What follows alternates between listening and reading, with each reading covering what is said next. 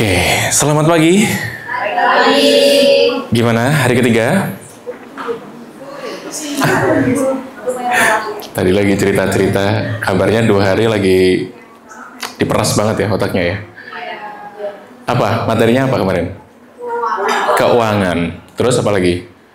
2 hari full? Iya. Serius? Iya. Emang masih mau tuh nggak kira-kira ya kalau mau ngasih materi ya. Aduh, mau yang dikasih landai-landai dikit gitu ya. Hari ketiga baru dikasihnya yang agak slow-slow gitu. Oke, hari ini perkenalkan saya Denta Aditya. Saya akan berbicara mengenai public speaking for business atau untuk bisnis, meningkatkan kemampuan presentasi dan pitching produk. Saya bagian dari, ada yang tahu coklat dalam? Oh ya, saya di bagian marketingnya coklat dalam. Saya juga presenter di Jogja TV dan TVRI. Terus saya juga masih jadi penyiar radio juga di salah satu radio di Jogja. Banyak ya kerjaannya. Kok mati?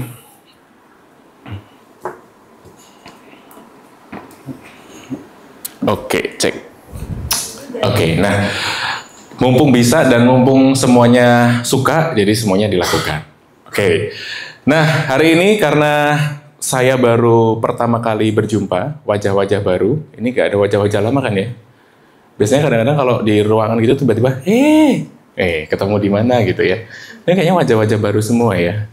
Betul nggak? Nah, saya pengen ngajak teman-teman semuanya untuk kita kenalan. Kenalannya, instruksinya, sebutkan nama, brandnya teman-teman apa, atau produknya teman-teman apa, dan satu fakta unik tentang teman-teman semua. Apa? Dipikirkan sejenak, Apa kira-kira? Oke, dipikirkan sejenak. Misalnya, saya Rani dari Bakti Ceria, dan saya suka nyanyi dangdut pas packing barang. Misalnya gitu. Ya kan siapa tahu kan, dangdut misalnya gitu. Misalnya, fakta unik tentang diri teman-teman. Apa kira-kira? Oke, sambil dipikirkan. Nggak harus lucu, ini nggak ada yang lucu-lucuan loh ya. Orang kebetulan nanti lucu ya kita ger bareng-bareng gitu. Tapi kalau nggak lucu ya nggak apa-apa gitu. Tapi fakta unik apa yang kemudian perlu mungkin dikasih tahu ke teman-teman yang lain. Oke? General aja. Yang biasanya dilakukan aja. Misalnya apa gitu? Misalnya saya Denta Aditya dari Coklat Dalam. Kalau saya ketik-ketik sambil niruin suara Upin-Upin. Misalnya gitu. Mana nih? Oh iya, oke. Mana nih? Misalnya gitu. Oke? Misalnya gitu. Ya?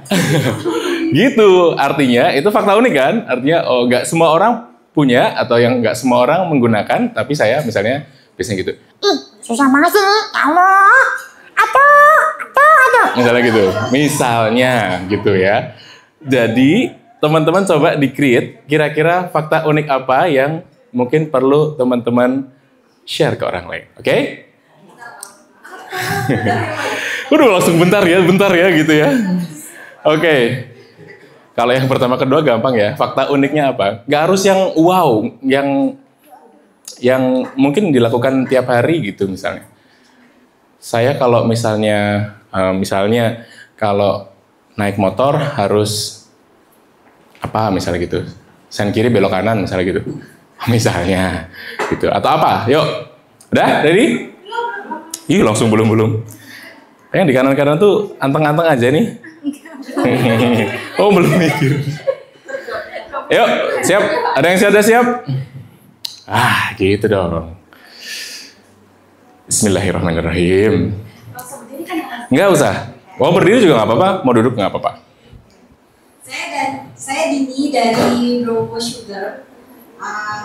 Dan kebiasaan unik saya itu setiap di perjalanan adalah memperhatikan nomor kontak person bisnis. Jadi saya suka banget sama kontak person yang rapi, yang punya nilai yang unik. Saya terobsesi sama kontak person seseorang yang rapi. Di jalan? Kalau perjalanan jadi sepanjang jalan suka misalnya ada marketing perumahan gitu. Oke. Nomornya 0274. Iya, oke. Nah, gitu loh. Nggak usah yang susah-susah gitu. Sip. Mbak, siapa tadi Dini? Mbak Dini dari Broco. Oke, next. Duk duk dak duk. Iya, apa yo? Ayo semakin semangat semakin bagus. Nggak harus yang extraordinary, nggak harus. Ya, nah gitu dong. Apa gitu? Saya kalau tiap pagi harus ke kamar mandi 15 menit misalnya begitu. Perkenalkan, saya Desi dari Suku 13. Saya dan keluarga saya menjalankan usaha rumah makan seafood, di mana ibu saya tidak pernah dan tidak mau makan seafood sama sekali. Dan usaha itu saya yang menjalankan, di mana saya tidak suka pantai. Wah, nah menarik.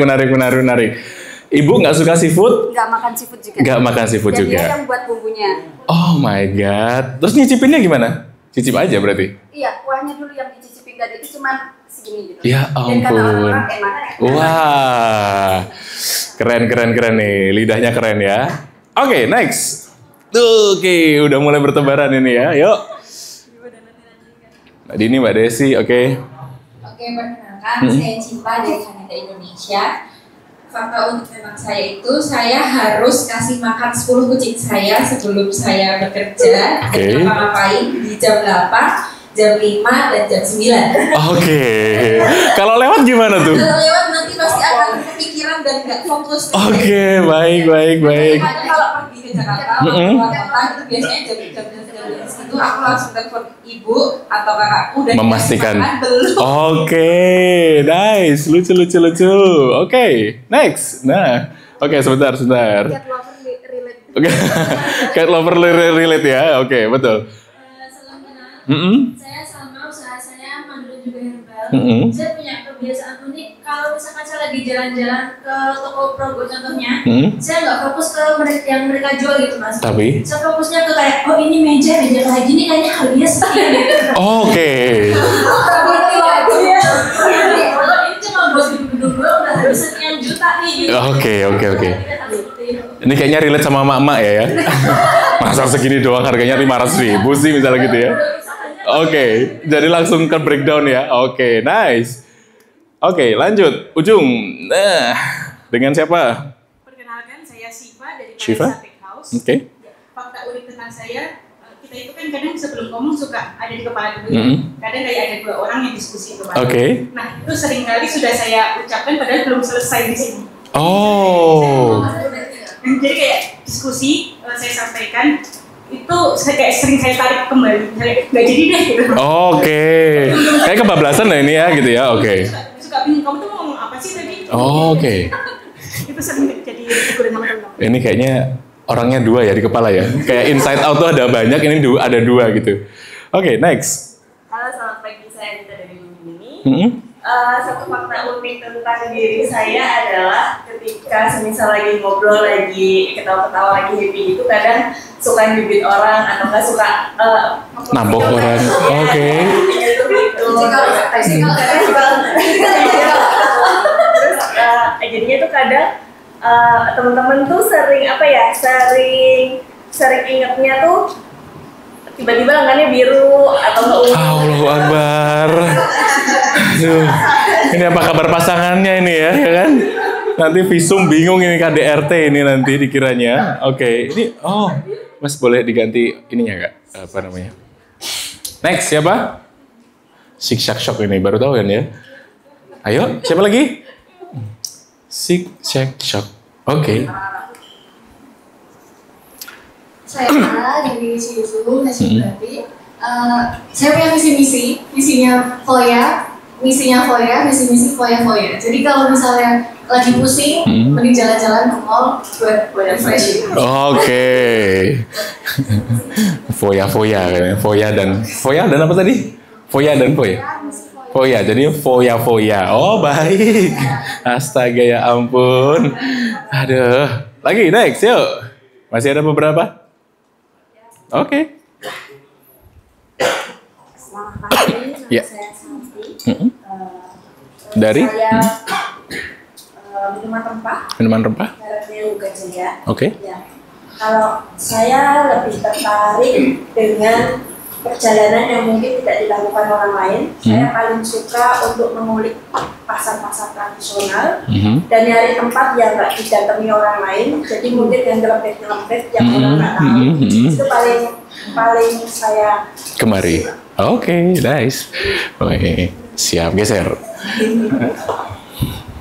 Nama saya Tony. Tony? Dari pengelola susu kambing yang di Desa Wisata Mandran. Pilihan saya kalau di jalan sering pelajari ruko kosong. Ruko kosong. Jadi sering pelajari ruko kosong. Oke, ruko kosong dipelajarinya caranya dengan? Nah, agak unik nih ya. Usaha. Yang lainnya kemudian kalau di sini tuh ibaratnya usaha apa, apa, dari arah sana sini soalnya itu kelihatan enggak. Oke. Semua saya pelajari. Oke. Saya tuh mikirin kayak gitu. Ya Allah. Dieksekusi disewa nggak? Enggak sih. Oh enggak ya. Jadi itu terkadang saya sering melupakan hal itu tapi nggak bisa. Oh, tetap otomatis ya. Otomatis. Oke. Mas Tony, next. Oke, sebentar ujung nih. Cowok-cowoknya 2 aja ya? Oke. Siap. Selamat pagi, saya Amam dari 15 Timotri. Fakta menurut saya kalau menurut saya mandi itu merasa rileks gitu. Oke. Kirain apa? Kirain mau. Saya pikirannya udah kemana-mana nih. Mandi itu, wah ini pikirannya udah kemana-mana. Mandi itu biasa lama dan sering diprotes gitu. Mandi kok lama banget.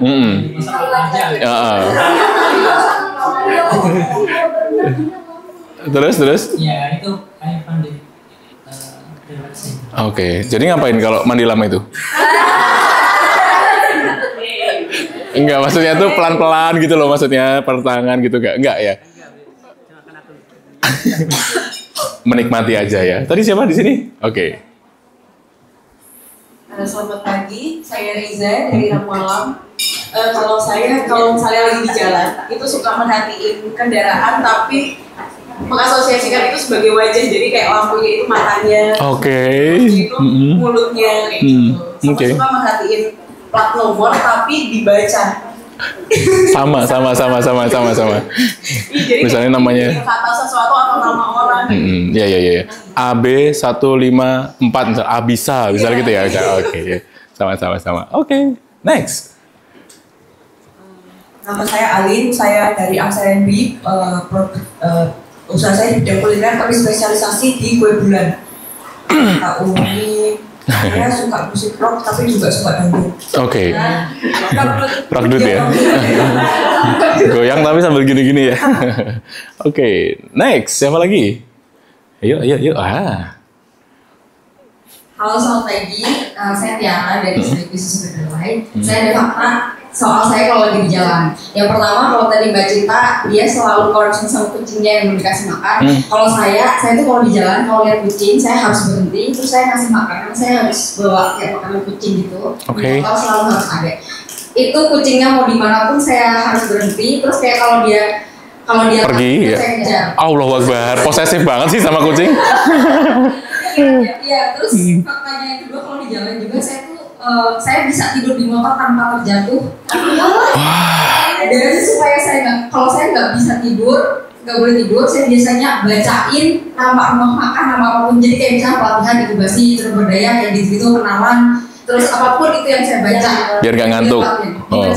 Biar nggak ngantuk. Terus saya kalau misalnya saya harus presentasi atau saya kayak lagi gugup gitu, saya di jalan biasanya yang lainnya nyanyi atau dengerin musik, saya ngomong sendiri. Oke. Kayaknya banyak yang relate ya kayaknya ya. Kalau ini ngomong sendiri, kayak usah habis disakitin terus nangis sendiri di jalan, ya. Ada lagi ya? Siapa lagi? Yang belum?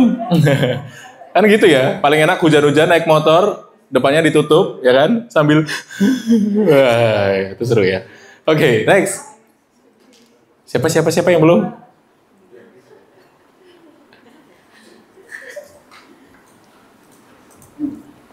Baik, terima kasih. Nama saya Husni. Dari Ahli Souvenir.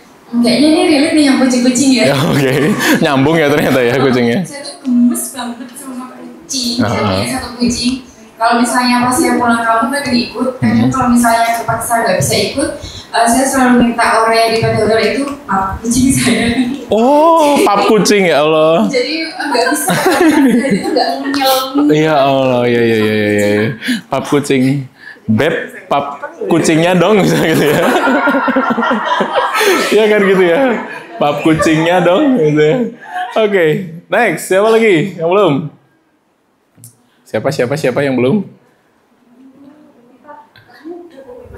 Siapa? Iya, masih belum. Saya dari brand Oke. Tahun ini saya fokus untuk mengambil bisnis di dimsum. Dimsum, Ya. oke. Tentang kucing. Wah, kucing lagi ya.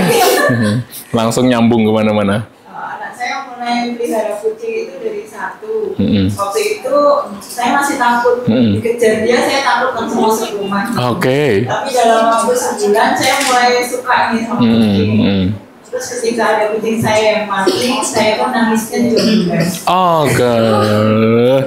Oke. Saya punya 19 kucing. 19. Aduh, ya Allah. Ini artinya habis ini kita ganti pelatihan peternakan kucing ya kita nanti. Oke. Next, last. Masih ada 2 yang belum? Atau ya, masih ada 2 ya? Ya. 3. Oh ya. Selamat pagi, saya Julia dari Zairu Fashion. Fakta uniknya terkadang sih kalau sendiri mengingat sesuatu suka nangis sendiri. Oh. Terus yang kedua kucing lagi. Kalau saya sampai rumah kucing saya ajak Ngobrol sama kucing ya. Oke. Ini kayaknya banyak ya yang kayak gitu ya. Ngobrol sama kucing ya. Masih banyak ya. Yang ketiga dalam situasi yang lagi serius saya suka nyeletuk lucu.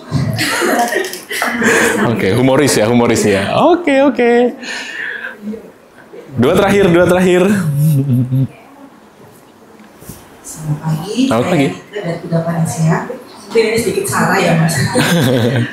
Di ruangan ini sepertinya saya paling senior. Oke. Tapi faktanya saya selalu lupa kalau saya sudah setua itu mas. Saya selalu ingat kalau saya ternyata umurnya sudah sebanyak itu ketika anak saya pertama berulang tahun. Saya mengingat ketika saya di umur itu melihat orang tua saya sudah tua sekali. Tapi saya tidak merasa. Oke. Tetap muda ya. Masih tetap muda. Oke, last. Terakhir. Yes. Selamat pagi, saya Meryl dari Merstore. Saya nggak suka banget bicara di pagi hari. Penutup yang luar biasa, tepuk tangan dulu untuk kita semuanya.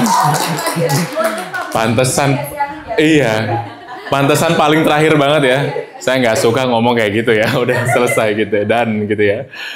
Oke, siap. Terima kasih. Mudah-mudahan ini jadi perkenalan yang menarik, jadi lebih paham dengan teman-teman yang ada di sini. Syukur-syukur setelah ini teman-teman akan jadi keluarga baru, ya. Jangan putus silaturahmi, disambung silaturahminya karena semakin banyak silaturahmi, insya Allah rezekinya nambah. Insya Allah ya, dilancarkan dan nambah dan sebagainya. Oke, hari ini kita sudah banyak berkenalan. Nah, kita juga pengen ngasih tahu fakta-fakta. Ternyata kalau kita riset dan kita cari tahu, ternyata 40% itu orang takut ngomong di depan banyak orang.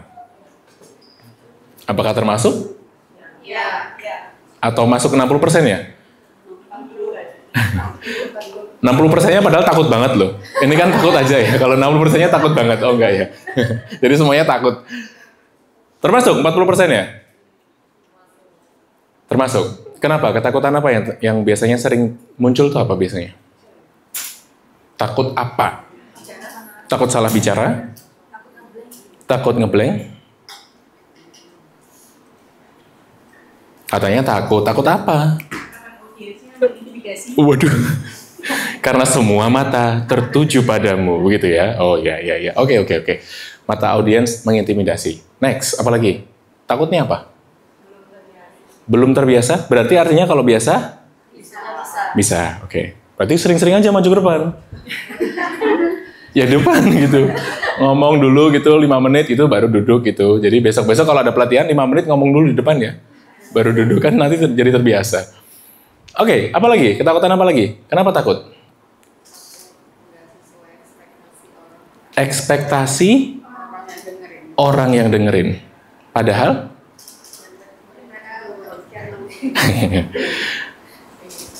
Pernah nggak kejadian dikomplain gara-gara ngomong sesuatu selama ini? Belum kan? Belum kan? Hah? Wah, nek dibatin ki pancen kuwi jenenge Gusti Allah karo dene dhewe ya itu nggak bisa itu. Masa ya tak buka-buka ngene ya nggak bisa juga tetepan. Dibatin ya biasa. Tapi artinya takut itu semua orang ngalamin. Saya mau cerita. 2000, waduh, ketok-ketok banget iki. 2005 sedang apa? Gempa 2006. 2005. SD, SMP, SMA. Masa TK? Ternyata kita jangan-jangan deketan ini ya Allah. Kok gitu? Nggak bagus ini ternyata. Salah setupnya. Aduh. 2005 itu saya Islami banget. Bukan Islami dalam arti gimana-gimana ya. Saya itu dulu orangnya melakukan namanya khodul basor. Khodul basor tau nggak? Khodul basor itu menundukkan pandangan. Tapi dalam arti, bukan dalam arti untuk mengurangi kita melihat orang lain karena hal-hal kita menuju ke syariat dan sebagainya. Bukan. Tapi karena saya takut ngomong dengan orang lain, bertatap wajah, bertatap muka, bertatap mata. 20 tahun kemudian sekarang, saya berdiri di depan teman-teman semuanya, dan apakah kelihatan kalau saya takut? Padahal saya takut banget ini tuh gitu. Apa yang saya lakukan selama 20 tahun ini? Dengan cara? Ngomong di depan orang. Betul. Yang pertama saya lakukan adalah saya masuk ke dunia yang saya rasa saya tidak harus bertemu dengan orang lain dulu. Tapi yang penting saya belajar caranya ngomong dulu. Makanya saya kemudian apply ke radio di tahun 2006. Dalam rangka saya pengen ketemu dengan banyak orang tapi tanpa harus bertatap muka dulu. Karena pas saya takut banget, beneran takut banget. Sama teman aja misalnya gini, saya langsung hadap-hadapan, saya sama teman, bisanya langsung ngomongnya gini.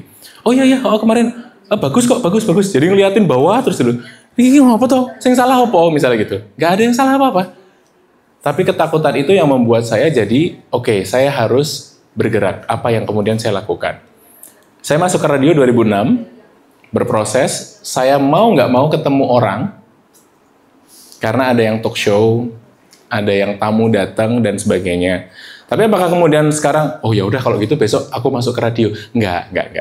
Ini hanya kemudian bagian dari prosesnya. Artinya, coba cari cara terdekat yang teman-teman bisa lakukan, yang paling nyaman, yang kemudian bisa bertemu dengan orang tanpa harus kemudian membuat teman-teman drop. Kalau saya ngajarin anak saya masih umur 4 tahun, cilik banget ya. Belum tua ya, insya Allah ya. Atau nikahnya telat nih, jangan-jangan saya. Masih umur 4 tahun, saya selalu bilang begini, kalau ditanya sama gurunya atau mungkin sama wali murid yang lain, Pak kok anaknya pinter banget sih, misalnya gitu. Kok kendel banget sih gitu ya. Kendel itu apa ya? Ya berani banget gitu ya. Berani maksudnya kesana kesini dan sebagainya. Yang saya lakukan sejak umur, mungkin sejak kecil gitu, ketika dia sudah mulai berbicara, saya latih dia untuk ya udah ngomong aja sama orang lain dengan misalnya sesederhana saya datang ke warung makan terus dia minta untuk sana dek bilang sama mbaknya gitu untuk minta menu misalnya gitu. Itu adalah cara termudah untuk kita bisa belajar public speaking. Karena pas semakin banyak orang yang kita temui, semakin banyak kita bisa berinteraksi dengan orang lain dan kita ngomong. Salah nggak? Ya kalau anak kecil mungkin dulu salah. Nyanyi gitu, nggak jelas gitu ya. Tapi artinya kalau sekarang kita salah jadi takut karena kita udah dewasa. Tapi sebenarnya nggak ada yang salah, nggak apa-apa. Orang kita nanya aja gitu. Nah ini juga yang kemudian saya selalu bawa ke kelas public speaking. Kalau teman-teman merasa bahwa sampai separah itu dalam tanda kutip ya, takutannya, coba sekarang kalau jajan, kalau misalnya pergi kemana, ya udah beranikan diri untuk nanya. Mungkin ke hal-hal yang remeh-temeh gitu. Mas di sini toilet sebelah mana sih? Itu remeh-temeh ya. Tapi paling nggak itu jadi bahan obrolan misalnya gitu. Oh sebelah sana bu, ini gitu. Oh iya gitu. Ada tisunya nggak ya? Gitu. Gak apa-apa nanya aja gitu, walaupun kita bisa ke sana dan memastikan gitu. Artinya kita bisa latih itu dengan cara-cara sederhana. Oke? Jadi biar kita lebih terbiasa, biar kita lebih ketika kita ngelihat orang lain tuh nggak yang langsung gitu ya. Soalnya kan kadang-kadang gitu, semua mata ngeliatin semuanya jadi deg-degan semuanya gitu. Jadi perlu dilatih pelan-pelan. Kenapa public speaking penting untuk bisnis? Ya, ini kalau ini kita nggak usah bahas lanjut-lanjut yang banyak-banyak. Teman-teman udah bisa baca kepercayaan pembeli. Sekarang juga tambah yang nomor 4, menarik perhatian ketika live. Betul nggak? Kadang kan kita harus siap sedia di situasi-situasi yang kita harus nge-live. Betul nggak? Kalau nggak terbiasa susah banget loh itu. Ngomong gitu. Pernah tim kita juga, ayo kita live Shopee gitu. Baru dapat 15 menit, iki ngomong apa meneh mas gitu.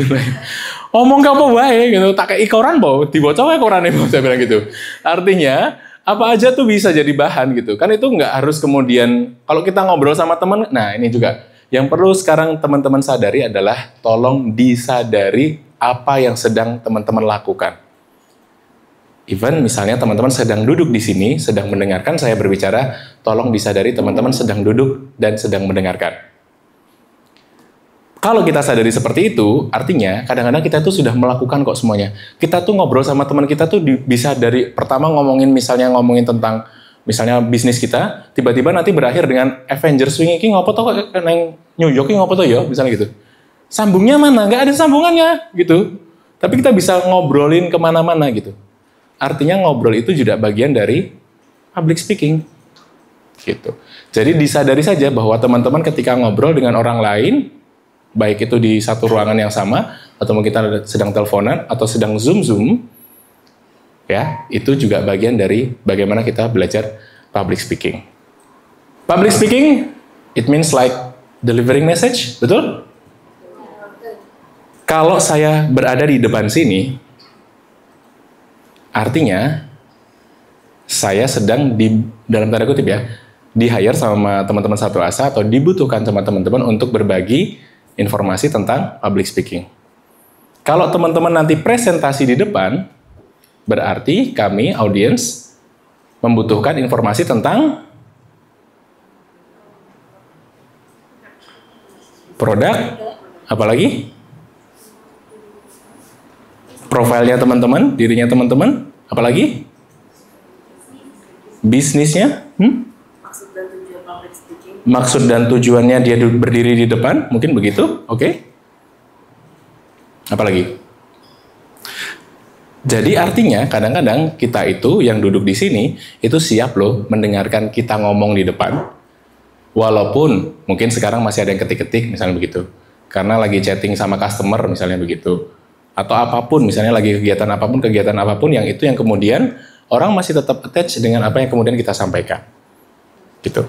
Artinya, kalau kita sedang melakukan public speaking, kita sedang barter informasi, delivering message. Kita sedang memberikan pesan. Pesan kita mau diapain sih, gitu ya.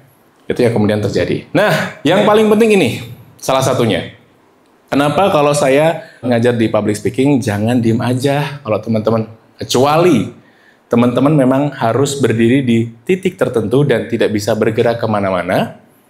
Berarti teman-teman harus menggunakan hal-hal yang lain untuk bisa melakukan yang nomor 3. Namanya adalah body language. Ternyata body language itu penting. Banyak nggak yang presentasi cuman gini? Hari ini saya mau memaparkan tentang gula semut yang telah kami produksi. Tuh, biasanya gitu ya. Jadi ngelihat, geser. Padahal nih tangan masih bisa dipakai, betul nggak? Gula semut itu misalnya bawa gula semutnya. Gula semut ini kami hadirkan dari daerah Kulon Progo yang kami bekerja sama dengan para petani di sana. Nah, kami juga membangun ini berdasarkan visi misi dan juga keinginan kami ke depan. Kami ingin membuat sebuah pertanian bla bla bla bla bla bla gitu. Artinya ketika kita bergerak, orang akan lebih tertarik ketimbang kita hanya sekedar berbicara ataupun merangkai kata. Spoken words 7% aja, voice tone 38%. Artinya tetap kita latih voice tone-nya. Di sini nggak ada yang cempreng kan ya? Cempreng. Cempreng. Masa segitu cempreng? Cempreng kan. Sebenarnya kalau teman-teman ini saya kasih hacknya ya. Kalau teman-teman mau suara yang mikrofonis banget, nih suaranya yang lembut gitu. Salah satunya adalah teman-teman kayak misalnya, diibaratkan aja, ngangkat beban, terus turun. Ngangkat beban, terus ditaruh. Baik, itu adalah suara yang mikrofonis. Nggak bisa bayangin? Ya nanti di rumah bawa beras gitu kan, gitu kan, terus habis itu kan ditaruh, kan pasti, kan, nya itu adalah suara yang mikrofonis. Gak bisa ya, nanti bawa beras dulu lah kalau gitu ya. Memang nggak semua orang bisa langsung membayangkan sih gitu. Kalau di praktek-praktek kita biasanya ada bawa sesuatu, bawa buku lah, bawa apalah yang kemungkinan akan berat gitu, terus kemudian ditaruh gitu. Itu akan memudahkan kita untuk kita menuju ke suara yang mikrofonis. Apakah harus pakai suara perut? Suara perut, bukan. Nafas perut. Kalau bisa, iya. Kalau nggak bisa, nggak apa-apa. Saya bilang begitu. Karena apa? Nggak semua orang juga akan berprofesi yang akan terus-terusan public speaking kok gitu. Ada ya orang-orang yang cenderung di belakang layar tuh juga banyak. Tapi modal untuk kemudian kita bisa berbicara di depan orang lain itu dibutuhkan semua orang. Kenapa saya bisa bilang demikian? Kita punya satu tim di kantor yang dia diem aja orangnya. Tim produksi yang diem aja begitu. Tapi selalu grundel aja di belakang. Gitu. Aku raiso bali sore ki, aku raiso anu ki. Mesti gaweanku kok kayak banget ya. Terus saya nanya, "Lah kenapa kamu nggak bilang?" Ya aku kan rapi nak bilang. Gitu kan susahnya apa sih? Maksudnya bilang aja susah. Ternyata nggak semua orang itu bisa bilang. Betul nggak? Saya bilang gini, oke, nek kalau kamu nggak bisa bilang sama saya, coba bilang sama paling nggak teman terdekatmu siapa? Coba ceritakan gitu. Sampai akhirnya dia punya teman yang juga satu anak produksi juga, dia mulai cerita. Ternyata keluhannya banyak, oh ini. Yang sebenarnya dalam dunia bisnis kita bisa perbaiki itu semuanya. Betul nggak? Tapi kalau dia grundel meneng wae, ya kita nggak tahu. Kita mikirnya ya fine-fine aja, betul nggak? Kita kan rasa, oh nggak ada komplainan kok gitu.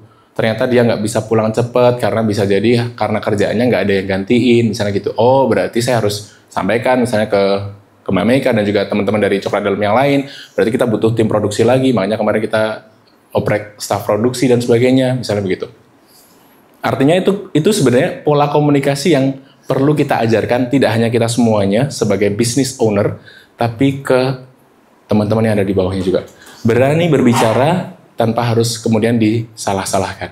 Karena bisa jadi apa yang disampaikan mereka itu juga bagian dari perbaikan bisnis kita juga. Gitu. Jadi kita tahu nih, oh berarti memang harus ada orang yang gantiin atau misalnya harus ada yang backup kalau dia sakit, gak ada yang gantiin juga gitu. Jadi artinya kita juga perlu belajar komunikasi. Dan yang paling penting kalau teman-teman besok kapan? Penjurian untuk bisnisnya kapan? Sudah ada yang tahu? Akhir September. Oke. Persiapkan. Kalau bisa dilatih dengan baik apa yang perlu disampaikan. Saya merubah materi hari ini sampai semalam jam 1 kurang lebih untuk kemudian memastikan bahwa ini terdeliver ke teman-teman dan sesuai dengan harapan teman-teman. Karena kalau kita misalnya ngomongin soal public speaking aja, biasanya kan oke, kita ngomongin artikulasi yang jelas, kita ngomongin soal A, I, U, E, O misalnya gitu. Yes, itu penting, tapi kebutuhan teman-teman adalah presentasi, pitching, bahkan elevator pitching. Ada yang tahu elevator pitching? Nanti kita bahas ya. Jadi pitching dengan sangat cepat. Apa yang perlu kita sampaikan? Apa yang perlu kita, istilahnya ya? Apa yang harus ada di luar kepala kita yang ketika kita ketemu sama orang lain, langsung tahu. Misalnya gitu. Gitu ya. Jadi nanti kita coba belajar satu persatu. Presentasi. Ini adalah kebutuhan teman-teman. Besok kurang lebih presentasinya teman-teman yang perlu disiapkan apa? Ya planning dulu yang pertama. Persiapan dulu. Persiapannya kayak apa? Teman-teman harus tahu place-nya.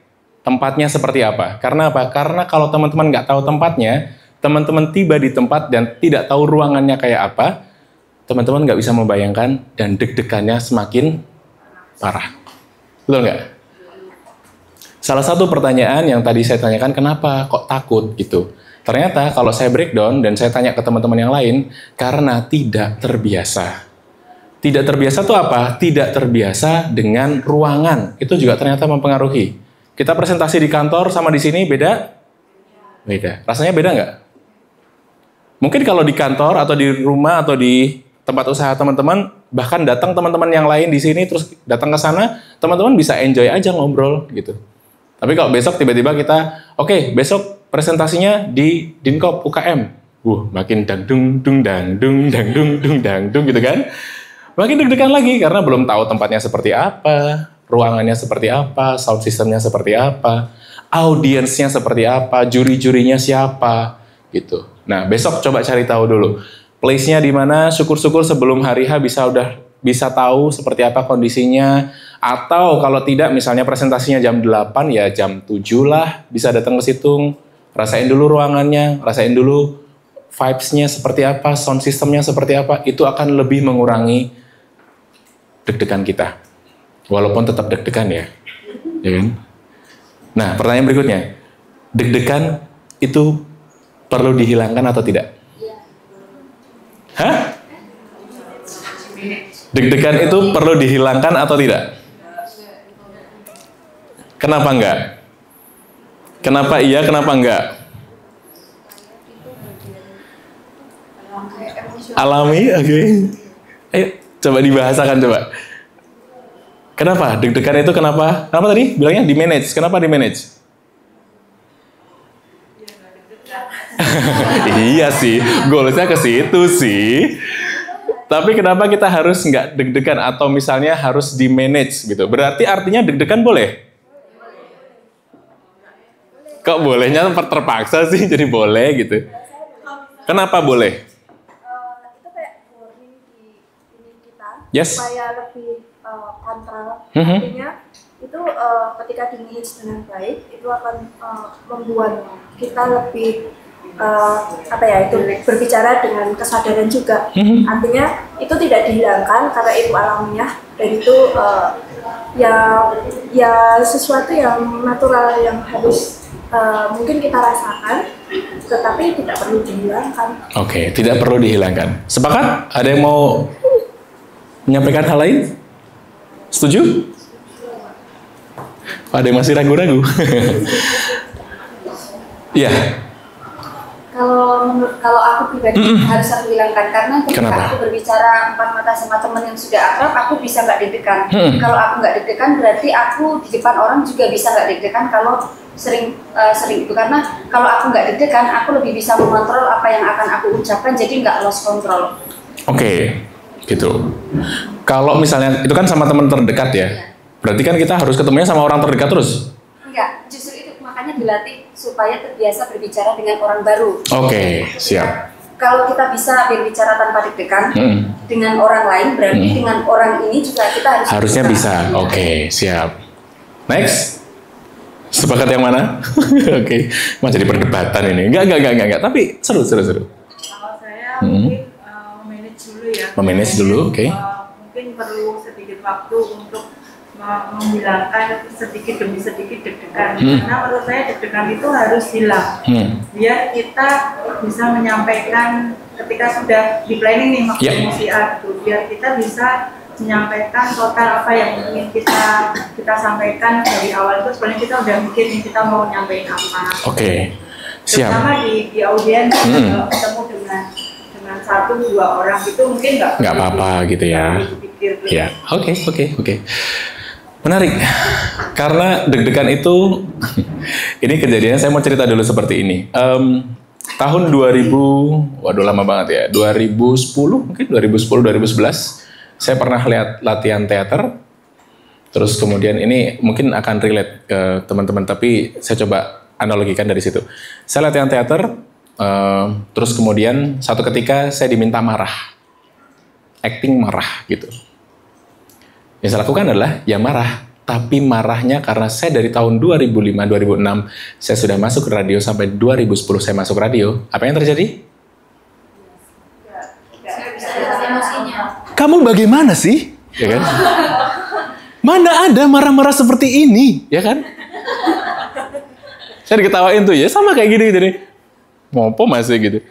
Kamu harusnya tidak seperti itu, misalnya gitu. Itu kan radio banget ya. Zaman-zaman apa? Waduh, kalau ini kelihatan tua banget nih. Drama radio, ada yang pernah dengerin drama radio nggak? Iya kan? Drama radio kan mostly akan, karena kita terbiasa di radio itu di setting untuk suaranya selalu indah gitu. Sampai akhirnya dalam tanda kutip saya benar-benar kayak hilang marahnya. Gimana cara marah yang real gitu. Lalu kemudian sekian tahun saya saya coba istilahnya ya mengevaluasi. Akhirnya sebenarnya ini adalah sudah istilahnya ya berkah dari Allah. Kalau saya nyebutnya begitu, bahwa kita dikasih sign banyak banget, termasuk ya marah itu juga. Marah perlu nggak? Bisa nggak? Atau nggak boleh marah? Boleh. Nggak terima ya kalau nggak. Karena saya pernah di fase, nggak boleh marah. Harus jadi orang itu ya yang adem gitu, nggak boleh marah, zen gitu ya, harus tenang, kalem gitu. Padahal kita juga bisa jadi kalau di agama saya, di agama Muslim, ya marah itu dikontrol, bukan dihilangkan. Artinya default tubuh kita itu sebenarnya sudah lengkap semuanya. Sama Gusti Allah, udah dikasih semuanya, termasuk deg-degan. Kenapa saya bilang gitu? Karena deg-degan itu adalah alert kita, atau sinyal kita, kalau kita harus melakukan sesuatu. Kalau itunya sudah mati, kita jadi lost.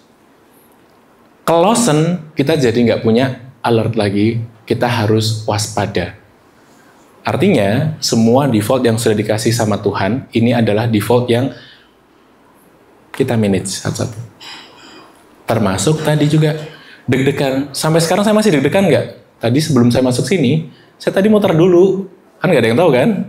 Saya muter dulu di luar, beneran. Saya sampai sini, ngeliatin dari celah sini sebentar gitu, muter lagi ke toilet dulu. Beneran. Tapi kan nggak kelihatan gitu ya. Saya lihat, struktur bangunannya seperti ini. Oke.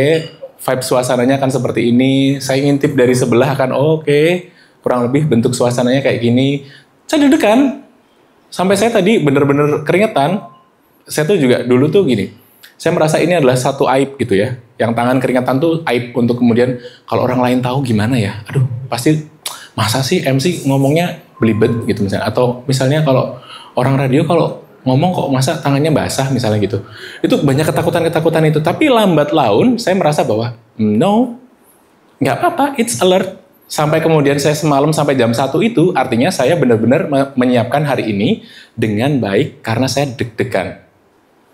Coba kalau saya nggak deg-degan, saya ngambil materi aja tahun sebelumnya atau beberapa waktu yang lalu, ya udah kasih aja ke teman-teman gitu. Tapi karena saya merasa bahwa Mas Imam udah bilang banyak prakteknya, terus kemudian disesuaikan lagi dengan audiensnya, yes. Karena kebutuhan teman-teman bukan public speaking yang harus ngomong ke orang lain, tapi presentasi besok, September paling nggak, ya kan? Jarak terdekatnya adalah presentasi besok. Syukur-syukur di tengah itu teman-teman bisa ketemu sama siapapun, entah customer, entah nanti who knows ada investor dan sebagainya, yang itu akan bisa dipakai ini materinya gitu sama teman-teman, gitu. Jadi deg-degan itu coba kita jangan benar-benar dihilangkan ya. Saya takut sih kalau dihilangkan sih, jadi tiba-tiba kita kayak nggak punya alert gitu. Takutnya begitu. Itu kalau saya. Tapi kalau misalnya teman-teman punya cara untuk bisa mereduksinya dengan baik dan ampuh, it's okay, do it. Gitu. Caranya masing-masing, kalau saya bilang gitu. Mungkin tidak dihilangkan secara penuh, tapi benar-benar caranya direduksi atau diturunkan. Gimana caranya? Teman-teman punya caranya masing-masing. Teman saya di teater itu sama. Kalau dia mau masuk panggung, rehearsal, H-1 atau H- sekian jam, dia akan masuk panggung dulu, duduk di tengah-tengah panggung. Kalau orang nggak tahu, dikiranya mau coba jabu kayak gitu ya, kayak merapal opo kayak gitu. Saya pernah nanya ngapain kamu, karena dia mau merasakan dulu ruangannya saja gitu. Oh, penonton itu bisa melihat saya di sini. Oh, kalau saya ke sini berarti dari arah sana nggak terlalu kelihatan misalnya gitu. Itu saja yang dilakukan sebenarnya, bukan klinik ya. Tapi kan orang ngelihatnya, ngopo kayak. Kalau dulu kita seringnya gitu, kayak pergi ngopong tupo kayak misalnya gitu. Artinya kan dulu karena kita tidak tahu, akhirnya banyak kemudian macam-macam yang ada di pikiran. Jadi itu yang bisa dilakukan, coba direduksi pelan-pelan, tidak dihilangkan, tapi kemudian jadi alert untuk teman-teman bisa persiapan lebih baik dengan apa yang sudah teman-teman lakukan, gitu ya. Oke, yang kedua, delivering, voice, body language, dress code. Nanti kita coba bahas tentang dress code juga. Voice, saya rasa tadi kita sudah coba semua dengan mikrofon, semuanya cukup jelas suaranya, tidak ada yang belibet, tidak ada yang, kadang-kadang gini, kalau di kelas public speaking suka kadang-kadang ada yang R-nya beda, R. Ada nggak teman-teman yang pernah nggak ketemu sama teman yang R-nya tuh R di belakang? Nah, R. Ramayana dan Robinson, misalnya gitu. Ya kan? Kalau nggak S, tapi S-nya itu S. Lidahnya ke depan. Semua minum susu, misalnya gitu. Sa, ya. Kalau bahasa Arab sa ya. Bukan sa tapi sa ya kan. Padahal kalau baca Arab harus benar ya kan. Bismillah bukan bismillah, jadi kan salah juga nanti, beda artinya. Tapi tidak kita bisa salahkan, ya kita perbaiki saja. Dan alhamdulillah kalau yang ada di ruangan ini semuanya sudah coba. Makanya kemudian saya tadi pakai awalan untuk kemudian mencoba teman-teman untuk bisa saya dengarkan juga. Oh, semuanya it's okay, aman. Dan cukup jelas apa yang kemudian disampaikan. Yang ketiga, PowerPoint. Kenapa penting? Entah mau pakai apapun, kalau kami atau saya pribadi, saya akan lebih nyaman dengan PowerPoint. Karena apa? Itu cenderung bisa lebih user-friendly. Baik untuk saya, misalnya kayak ini tadi, tiba-tiba laptop nggak bisa, misalnya nggak harus dinyalakan, atau harus dicolok alat-alat, kita tinggal ambil filenya, pindahin ke laptop yang satunya, that's done, selesai. Bayangkan kalau zaman dulu ada yang namanya Prezi, betul nggak? Ada yang pernah dengar nggak? Bagus kan? Nggak pernah dengar Prezi. Cut, ya kan? Masuk lagi ke sana, mundur lagi gitu. Itu bagus banget. Sebenarnya bagus, tapi nggak user friendly buat tiba-tiba kalau materi kita nggak bisa nyolok gitu. Jadi harus hati-hati ya. PowerPoint, picture, simple text, figure data. Ini hal-hal yang sederhana tapi bisa dijelaskan oleh teman-teman dengan sangat baik. Karena gini, kalau ada beberapa teman-teman sampai kemudian kemarin istri cerita, salah satu teman kantornya bahkan sudah S2, itu bikin presentasi tuh copy paste. Tempel. Artinya di sini tulisan itu. Ada kan? Presentasi yang kemudian dia tinggal baca aja gitu. Manusia yang sedang melakukan pekerjaannya itu ada di daerah Malioboro, Yogyakarta. Mereka sedang bekerja mengendarai kuda dengan delman dan juga bla bla bla bla bla. Tapi tinggal dibacain. Yo nek ngono ngopo ndak presentasi. Ya kan? Ini materinya tolong dibaca sendiri ya, gitu udah selesai. Ya kan? Bukan diceritakan gitu. Tujuannya presentasi adalah bagaimana kita mendengarkan cerita dari teman-teman kepada dewan juri, kepada audiens yang lain, kepada calon investor, kepada klien dan sebagainya. Jadi cerita yang dibawa oleh teman-teman semuanya. Yang keempat, mutlak. Practice. Artinya latihan. Itu jadi penting. Ini secara umum, udah hampir sejam nih ternyata, ya Allah, cepet banget ya. Saya gini, menekankan bahwa teman-teman benar-benar tahu dulu begitu, biar nanti ketika praktek pun misalnya materi ini belum selesai, atau di belakang itu adalah praktek-praktek sih kebanyakan gitu. Jadi pun misalnya materinya hanya selesai sampai dengan nggak sampai praktek, teman-teman akan praktek. Kayaknya nanti deh, ya nggak sih? Antara nanti atau besok di final itu, praktek nanti. Oke, siap. Berarti habis ini kita coba bikin, ya kan? Ini vokal, kita perlu tahu juga bahwa kita bisa ngomong dengan cepat atau ngomong dengan lambat, ya kan? Suaranya bisa tinggi atau bisa suaranya rendah banget. Mama, pulang yuk, misalnya gitu. Itu kan beda ya. Sama, Mama pulang yuk, gitu kan? Beda kan? Ma, pulang yuk, kayak dah cilik ya, gitu ya. Tapi kalau Mama, pulang yuk, misalnya. Ada dulu iklan kayak gitu kan? Nggak pernah dengar? Kayak yang di belakang pernah dengar kayaknya. Ada iklan ya nggak sih? Atau saya yang terlalu tua lagi nih, ya Allah. Ada dulu yang iklannya mature banget, laki-laki ngajak pulang istrinya gitu, dia pakai mama pulang yuk misalnya gitu, itu horor banget ya, kayak iya masih gitu ya. Mau diajak ngapain ya, pulang yuk gitu. Tapi artinya kita bisa bermain dengan kecepatan, dengan tinggi nada dan juga rendah nada. Ini bisa sangat berpengaruh. Ya, untuk yang biasa, untuk presentasi, gunakan nada speed yang tidak terlalu cepat, juga jangan terlalu lambat. Untuk speed yang lambat, biasanya digunakan untuk penekanan-penekanan. Ya kan? Misalnya, kami melakukan riset ini sudah sekitar 10 tahun. Nah, itu penekanan, jadi diperlambat. Bukan, kami melakukan riset ini selama 10 tahun, jadi kayak nggak ada bekas apa-apa. Gitu. Saya melakukan riset ini selama 10 tahun untuk memastikan bahwa riset yang kami lakukan itu memang benar-benar dan produk kami sudah fit di pasaran. Nah, misalnya gitu. Nah, itu kan jadi ada banyak stressing, penekanan, dan diperlambat. Gitu ya. Jadi tidak flat aja gitu. Ya, ini adalah produk kami. Produk kami terbuat dari susu kambing murni yang kami pasteurisasi, bla bla bla bla bla bla. Nah, itu datar aja. Tapi benar-benar kayak dipastikan bahwa yang poin-poin penting bisa diperlambat dan bisa ditekan. Gitu. Susu kami menggunakan kambing-kambing pilihan dari wilayah Sleman, Yogyakarta. Karena kami membuat ini berdasarkan apa yang telah kami lakukan selama kurang lebih 20 tahun pengalaman kami. Nah, itu kan jadi bermakna banget kata-kata 20 tahun, oh sudah berpengalaman gitu ya. Tapi kalau misalnya, ya kami menggunakan kambing-kambing yang ada di Sleman, ya kami sudah melakukannya selama kurang lebih 20 tahun gitu. Iya, terus misalnya gitu, gak ada makna apa-apa. Gitu. Jadi bisa dimainkan. Yang perlu diperhatikan, nada, diksi, intonasi, tempo, ekspresi, artikulasi. Di bagian ini public speaking akan, kenapa saya kasihnya agak cepat? Karena tidak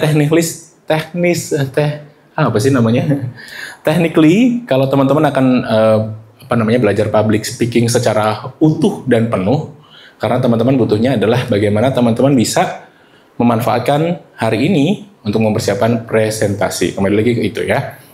Oke, ada yang mau coba kuku-kuku kaki-kaki?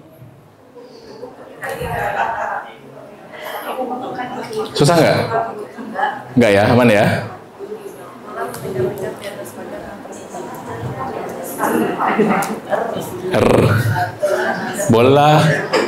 Boli bolak-balik beli bola bulat, oke? Suka, oke, nice. Terakhir? Oh, kalau ini mah gampang ya. Oke, saya mau punya yang lebih panjang lagi. Saya mau ada yang kayaknya ini adalah latihan untuk dua kalimat di atas dan di 1 dan 2. Subuh-subuh, Pak Subur. Kelihatan nggak? Boleh nggak? Boleh. Pelan-pelan aja, pelan-pelan. Oke. Oh, bisa nggak ya? Bisa nggak Mas di Zoom, Mas? Atau berdiri aja di sini? Agak lebih dekat, kayaknya nggak bisa di Zoom, Mas. Kayaknya harus keluar dulu ya.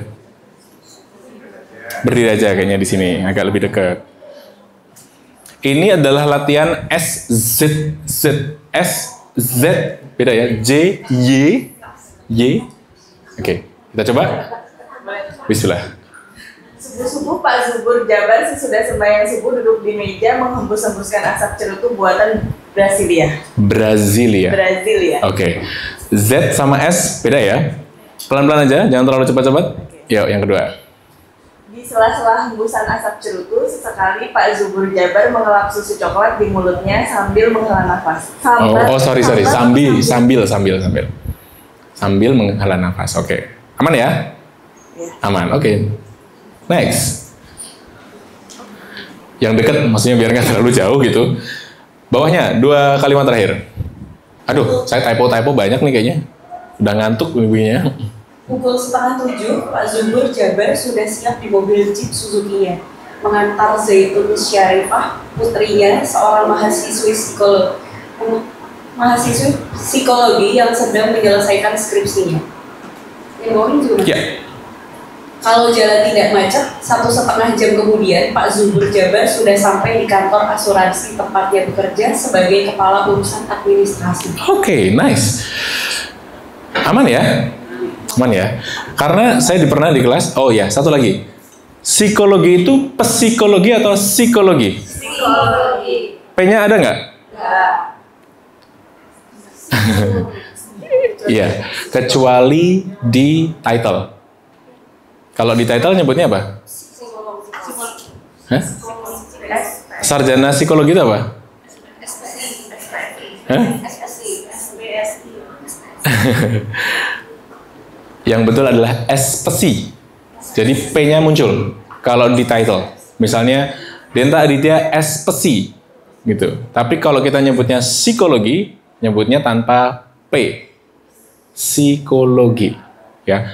Nah, hal-hal yang ini kenapa saya kasih ini bisa jadi nanti di presentasinya teman-teman ada kata-kata yang mungkin susah atau orang lain nggak tahu dan teman-teman belum tahu spellingnya atau cara bacanya. Coba nanti dicari tahu dulu cara bacanya bagaimana. Termasuk tadi yang administrasi. Kemarin di kelas itu nggak bisa, ada yang nggak bisa ngomong administrasi. Bilangnya apa? Administrasi. S-nya banyak. Administrasi. Kalau akuntansi masih aman ya. Kalau ini S-nya tambahin depan lagi. Administrasi. Sampai diulang-ulang lagi. Sebentar, pelan-pelan. Administrasi. Administrasi. Lah, kok malah kayak dagelan meneh. Gitu. Tapi nggak apa-apa. Ini artinya kalau kita tahu salah, berarti harus belajar. Saya punya teman itu satu lagi, dia kalau ngomong puskesmas, itu pukesmas. Iya kan? Ada nggak? Besok aku mau ke pukesmas. Ya kita ya tahu sih, cuman kayak ya salah gitu, nggak pas gitu. Puskesmas, ya kan? Itu juga S-nya kan banyak ya, puskesmas gitu. Nah, ini coba nanti kalau misalnya ada kalimat atau kata-kata yang susah bisa dipelajari dulu. Hack yang kedua adalah ngomongnya nggak usah cepet-cepet. Kepala urusan administrasi, misalnya gitu.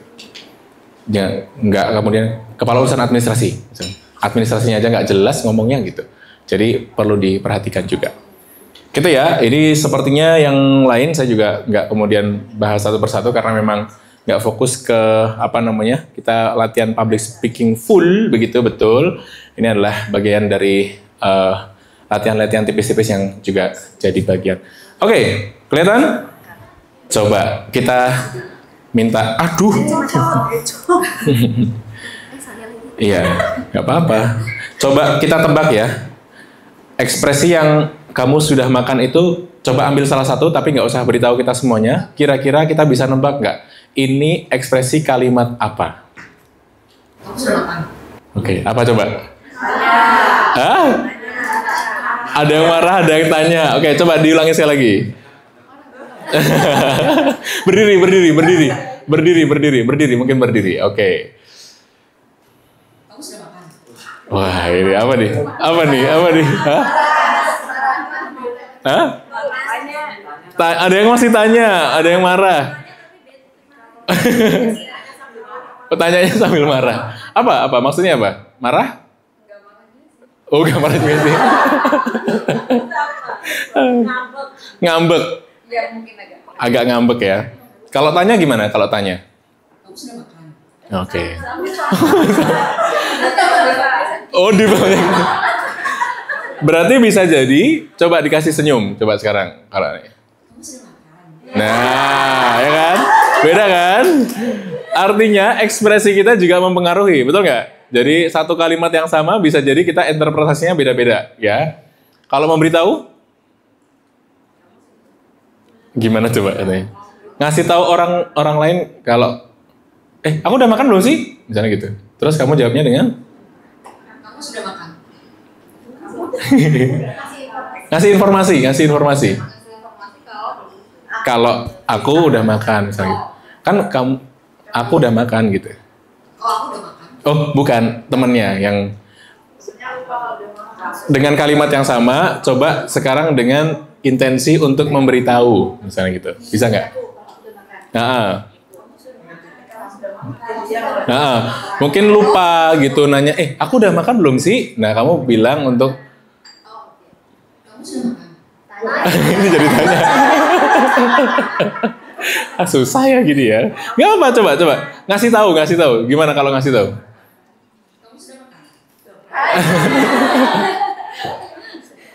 Coba, intensinya gimana? Oke, itu bisa kayak gitu tuh. Atau gimana? Nah, itu tuh gimana? Gak apa. Kan ada yang tanya, ada yang marah. Kamu sudah makan, memberitahu gimana? Kamu udah makan. Oke. Kamu nanya. Kamu udah makan. Kan misalnya ada nanya nih. Kalau tanya tuh gimana? Kamu sudah makan. Kamu sudah makan, gitu ya? Itu tanya. Kalau marah kan jelas ya. Kamu udah makan, gitu. Kamu sudah makan, gitu. Kalau memberitahu? Kamu sudah makan. Biar lebih aman ya. Kamu sudah makan, gitu ya. Kamu sudah makan, misal gitu. Jadi nggak terlalu ada yang ditekan. Kamu sudah makan, gitu. Ya nggak sih? Kamu sudah makan, itu juga bisa, ya kan? Kamu sudah makan, misalnya gitu tadi kan? Misalnya dia kayak lupa. Kamu udah makan. Nah, gitu ya. Jadi ngasih tahu ya. Bukan marah kan itu? Bukan ya. Yang kedua, coba sekalian. Yang kedua. Coba intensinya coba kita tebak ya. Coba pilih salah satu. Coba intensinya apa? Tolong tutup pintu itu. Oke. Udah bisa senyum ya. Marah tapi senyum ya. Gimana ya? Marah apa senyum? Apa memberitahu? Oh, agak ada gemes-gemesnya segala lagi. Coba kalau yang tanya gimana? Tolong tutup pintu itu. Kan bisa, misalnya saya dikasih tahu, tuh tutup pintunya. Tolong tutup pintu itu. Itu kan jadi bertanya juga, ya enggak sih? Bukan kemudian, bukan kan pertanyaan kan? Tolong tutup pintu itu, misalnya gitu. Itu kan jadi pertanyaan. Kalau yang marah? Tolong tutup pintu itu. Nah, gitu ya. Marah itu akan cenderungnya cepat, ya. Tolong tutup pintu itu. Memberitahu? Perintah bisa. Tapi intensinya mungkin nggak akan secepat itu. Tolong tutup pintu itu. Nah, gitu. Ya. Jadi bingung nggak? Mudah-mudahan nggak bingung ya. Artinya begini, saya sih hanya ingin menekankan bahwa satu kalimat yang sama, kalau kita punya ekspresi, artikulasi, termasuk kecepatan ataupun intensi yang kita berikan, itu ternyata punya makna yang beda-beda. Artinya kalau teman-teman besok presentasi, satu kalimat yang sama dibacakan oleh saya ataupun disampaikan oleh saya atau dibacakan oleh teman-teman, bisa jadi punya makna yang berbeda. Ya kan? Termasuk yang terakhir, saya akan pergi ke pasar. Saya akan pergi ke pasar. Ya kan? Saya akan pergi ke pasar. Marah tuh kan nggak harus yang, saya akan pergi ke pasar. Ya kan? Ya kan gitu kan biasanya marah. Saya akan pergi ke pasar. Tapi dengan muka yang, saya akan pergi ke pasar. Itu mukanya aja udah kelihatan, ngapa nih gitu kan. Ekspresi, ya kan. Memberitahu, saya akan pergi ke pasar. Ya sudah, saya akan pergi ke pasar. Gitu. Tanpa ada ekspresi yang berubah. Artinya, gunakan itu. Misalnya ngomongin soal, karena menggunakan susu yang sangat murni, nah, pakai ditekan lah, pakai dengan ekspresi yang sangat murni, kami memang benar harus berhati-hati dalam setiap langkah dalam pengolahan susu murni ini. Karena kami memastikan bahwa higienitas itu menjadi sangat penting. Misalnya gitu. Itu kan jadi penekanan-penekanan yang penting. Komunikasi secara umum, nih, kalau kita tadi breakdown tipis-tipis, bagaimana kemudian kita menggunakan eye contact kita, ya. Kalau kita, masih ada yang grogi nggak ngelihat mata lawan bicara? Masih? Apa yang biasanya dilakukan? Lihat jidatnya. Terus dilihatin jidat tuh kenapa gitu ya? Apa biasanya? Atau so far so good aja? Aman-aman aja? Ngelihat mata aman? Ya? Enggak. Kalau audiensnya tidak terlalu besar, saya kasih hacknya ya. Ini hack cepat aja nih, karena memang kita butuhnya cepat. Kalau tidak audiensnya tidak besar, ini saya ngelihat ke teman-teman itu nggak ngelihat mata. Bahkan saya ngelihat ujung kepala atau ujung jilbab teman-teman. Tapi kan kelihatannya saya ngelihat teman-teman kan mata gitu. Karena nggak terlalu banyak yang deket aja. Tapi kalau deket banget ya nggak bisa. Saya ngeliatin ke atas pasti kelihatan banget ya kan. Ngapain kok ngeliatin ke atas gitu. Gitu kan. Ada apa nih gitu. Kalau terlalu deket ya kita nggak bisa ngelihatnya betul. Agak turun ke bawah, bisa di antara dua alis, ini bisa digunakan. Tapi saya punya satu, ini agak anomali sih. Ada satu siswa, anomali beneran saya anomali. Saya nanya, kamu ngelihat mata deg-degan nggak? Iya deg-degan gitu. Terus apa yang kamu lakukan? Saya ngelihat item-item yang ada di matanya, coba. Item-item lagi, jadi pantulan dia yang ada di mata orang yang diajak ngomong itu loh. Nah ini makanya saya, anomali gitu Tuhan, bisa aja nih. Tapi nggak apa-apa, terus saya nanya, terus kamu deg-degan nggak? Enggak. Karena menurut dia ketika dia ngelihat dirinya yang ada di mata orang itu, jadi nggak apa-apa, katanya gitu.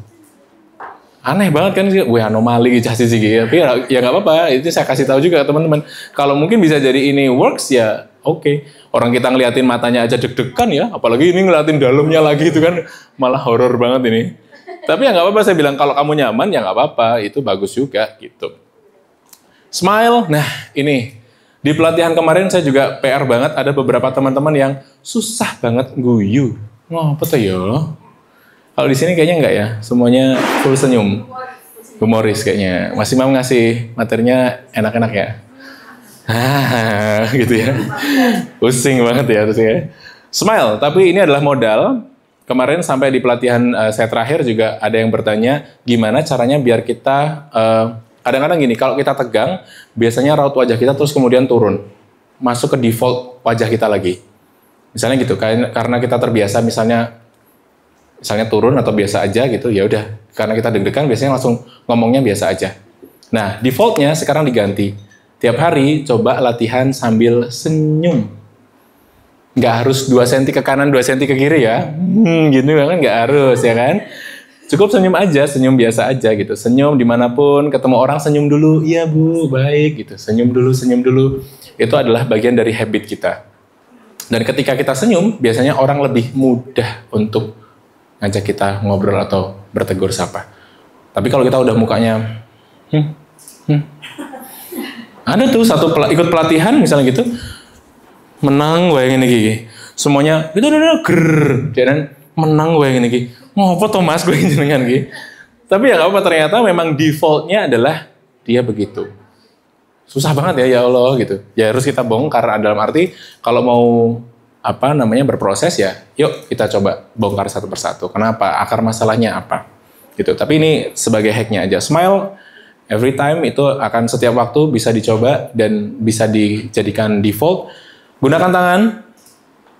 Jangan blong-blongan besok ya. Apalagi ada yang masuk ke kantong, ya kan? Ada tuh, presentasi langsung masuk kantong gitu aja.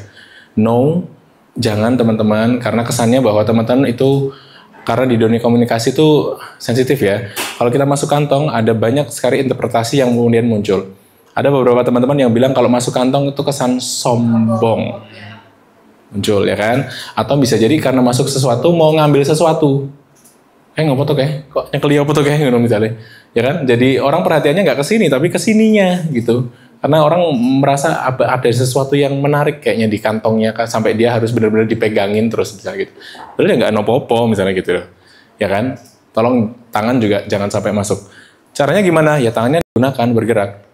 Besar ya gunakan besar, tinggi, besar, lebar, misalnya gitu. Kecil gunakan kecil. Kami harus memilah-milahnya. Ya, ini hack-hack aja. Jadi ini bisa dipakai untuk kami memang harus menuju ke area sana karena untuk mendapatkan rumput-rumput yang bagus untuk kambing-kambing kami biasanya menuju ke area yang lebih bersih, lebih bagus udaranya. Nah, ini dipakai aja tangannya.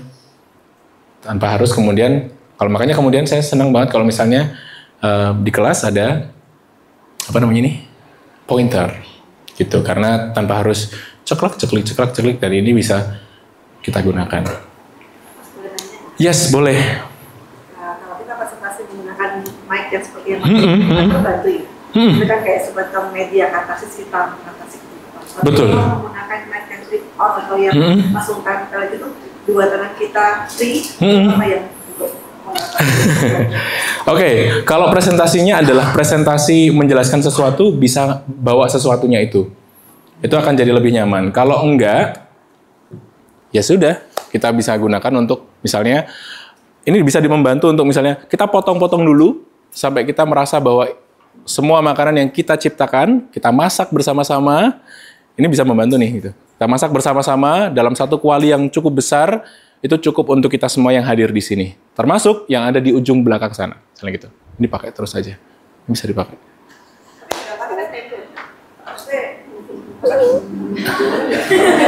Ya kan, nggak harus ya.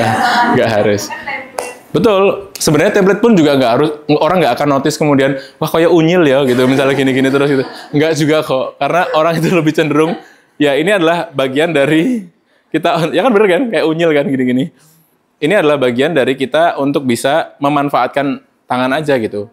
Orang nggak akan notice, kok tangannya ngono terus toh yo gitu. Enggak kok, enggak. Beneran gitu. Oke, gitu? Cukup bisa membantu? Oke, siap.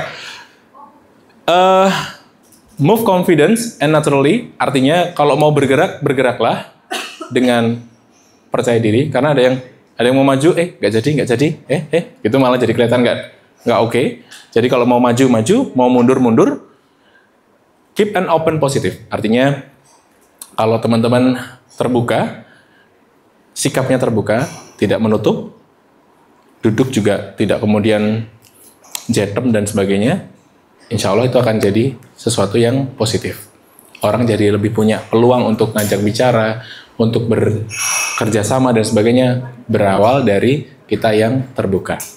Dress code, ini teman-teman, besok kalau presentasi, ya kalau yang putra-putra gunakan yang smart casual atau mungkin yang casual aja gitu. Tapi nggak yang kayaknya kalau yang casual banget kayaknya terlalu santai banget gak sih?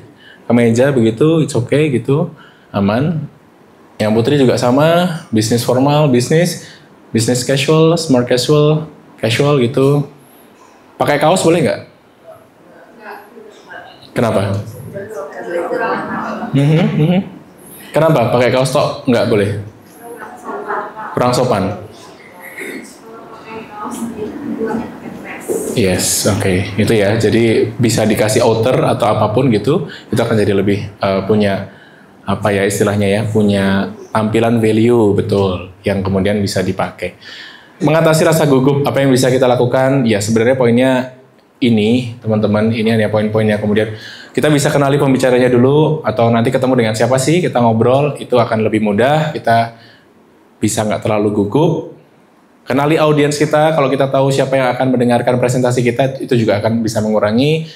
Topiknya dikuasai, jangan sampai bleng-blengan, bikin kayak sekian menit sebelum presentasi kita udah bikin, baru presentasi. Sebaiknya jangan ya dek ya, gitu ya, jangan ya. Bikin sebelumnya, bisa dipelajari dulu, praktekkan dulu, presentasi di depan orang lain dulu. Tanpa misalnya harus mengurangi, misalnya besok teman-teman sebelum September itu, teman-teman kumpul lagi, ya udah presentasi aja dulu, cobain aja dulu gitu. Apa kelebihan, apa kekurangannya, dan bisa ditambahin atau tidak. Persiapan materi, topik, mental, fisik juga penting ya. Kayak Mas Imam loh, sekarang lagi sehat, healthy life banget sekarang. Waduh.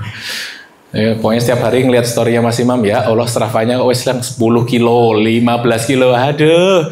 Kita dapat sekilo aja yang tapi artinya apa? Fisik itu penting betul buat teman-teman yang, kalau ini saya bilangnya apapun profesi teman-teman, fisik itu penting.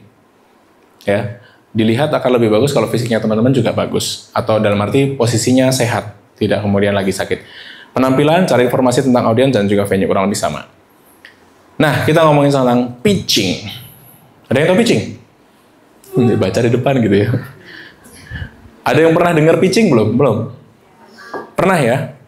Pitching. Poinnya adalah gimana cara kita menyampaikan ide. Intinya adalah kita presentasi tentang ide kita, produk kita, atau layanan kita ke orang lain. Orang lain itu siapa? Bisa investor, bisa pembeli, bisa dewan juri, bisa mitra. Dengan cara yang meyakinkan dan menarik. Biasanya waktunya singkat. Betul? Presentasi besok berapa menit? 5 menit. 5 menit lama apa sebentar? Hah? Sebentar banget gitu ya. Kenapa bisa bilang sebentar banget? Materinya banyak banget ya, yang mau saya jelaskan tuh banyak banget gitu ya. Dewan juri sebenarnya nyarinya apa sih? Value? Atau pernah ada yang nanya sama Dewan juri nggak? Dewan juri apa sih yang dinilai gitu? Nggak berani ya kayaknya ya. Apa biasanya? Nggak apa-apa loh, misalnya, prospeknya, yes. Purpose-nya kemana? Nanti saya akan perlihatkan. Ini kurang dari 5 menit, dia bisa cerita dari A sampai Z, yang mudah-mudahan bisa membantu teman-teman juga. Oke, ini juga salah satu yang penting dikemas dalam bentuk storytelling. Artinya jangan kemudian hanya sekedar ini, seperti ini, tapi diceritakan. Kenapa saya dari awal tadi saya akan bercerita tentang, oh saya dulu juga sama, saya tuh juga deg-degan. Saya dulu juga sama, artinya menyamakan frekuensi dengan teman-teman semua, agar kita bisa punya satu frekuensi yang sama. Dasar-dasar pitching yang efektif, masalah yang dihadapi pasar, poinnya sebenarnya ini. Tanpa harus melebar kemana-mana teman-teman. Masalah dihadapi pasar apa? Teman-teman punya produk atau jasa apa untuk menyelesaikan masalah itu? Keunggulannya apa? Termasuk yang terakhir adalah tutup dengan ajakan atau call to action. That's it sebenarnya. Dewan juri akan melihat masalah, masalahnya se-urgent apa sih yang diselesaikan oleh teman-teman? Terus produknya teman-teman tuh mensolusikan apanya dari masalah itu. Sampai kemudian, ternyata produknya ini unik ya, beda ya sama yang lain ya. Misalnya begitu, apapun gitu ya. Misalnya biar nggak ketek bau misalnya gitu ya. Biasanya kan di roll on misalnya gitu. Nah ini misalnya mungkin misalnya sambil ini adalah penyegar mulut dan ketek misalnya gitu. Ya kan? Misalnya satu produk yang bisa digunakan untuk 2 tempat kan bisa jadi. Ya ini kan saya kasih yang ekstrim ya. Maksudnya kan siapa tahu ide teman-teman kan brilian. Nah, itu kan bisa dicari tahu keunggulan atau keunikannya apa. Agar itu bisa membuat orang yang dengar itu tertarik. Kita pernah saya tuh agak bingung kalau di kantor itu tiba-tiba ada marketplace baru yang hubungin kita, terus kita diminta untuk join di marketplace itu. Saya tanya dulu pasti, bukan keunikannya ya, misalnya sama Shopee sama Tokopedia atau TikTok bedanya apa? Gitu. Oh beda Kak, kalau kita bedanya di sini gitu. Misalnya gitu, nah itu akan jadi kelebihan. Tapi kalau misalnya, kami nggak ada gratis ongkir, kami membebankan ongkos kirimnya ke pembeli, yaitu zamannya Shopee 2000 piro gue wesan, ya nggak sih? Misalnya gitu. Terus misalnya nanti yang bayar ininya si pembeli, ya masa akhirnya pembelinya lu mending tuku nang Shopee semua, ya kan, daripada di platformnya dia, misalnya begitu. Keunikannya apa? Lalu call to action. Contohnya gimana? Ini yang versi panjang, versi pitching. Kalau ini disampaikan bahkan kurang dari 2 menit, 3 menit itu cukup. Halo, saya Denta dari Coklat Dalam, produsen coklat asli Yogyakarta yang mengangkat rasa lokal Indonesia dalam setiap batangnya. Selama ini pasar oleh-oleh Jogja, nah ini saya ngambil headline sebagai stressingnya adalah coklat asli Yogyakarta yang mengangkat rasa lokal Indonesia. Itu poin intinya.